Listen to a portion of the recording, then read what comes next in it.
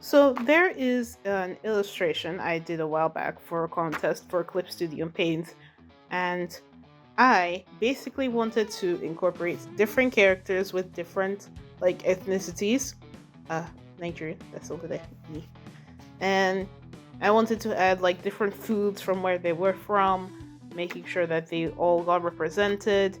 And it was like a big table. You've seen this illustration. I will put it up right now. I said, okay, what if each person was just like a different kind of like tech genius?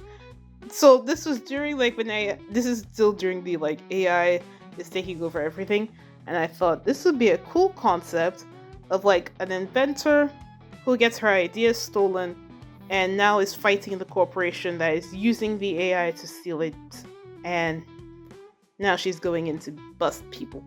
I basically had her dress, the design made, and then I even had her weapon made. This is a club, and afterwards the inside shoots lasers the size of a rose. But this one is Lupin the Third inspired, where he's like, okay, I'll steal, but I'm not gonna steal and then ruin people's lives. That's a different story. Like he steals from the rich, gives back to the poor, kind of thing.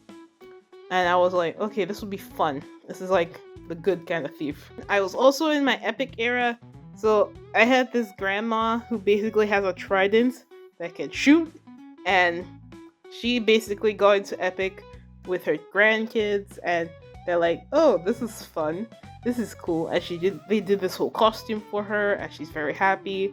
But she's afraid that the AI will take over her children's jobs as well, so she's coming to fight. Next, I had this one. I really liked like these gangster guys in Japanese culture, and I thought they would be really cool. So this was the idea. Chains as his weapon. He's more of a bodyguard, but he's afraid that the robots will take over his job because they're extremely viable and stuff. And this was something that he genuinely wants to do, but he has all these heart tattoos and stuff. I just thought this would be really cool and fun. And the chains wrap around his arm, his hand, so that he can punch people with it. I thought this would be a really cool fighting game at the time. And then the design changed. I will have to change it because I do like this one more than I like what went on here. Because this is more fun. But I made this guy, and he's supposed to be like the one that's Nigerian. I do not like his design anymore. I will have to change him, but I think this will be fun. He's a kind of musician, and he would be using like his own technology, using his beats to make like really big like booms, like drop the beat.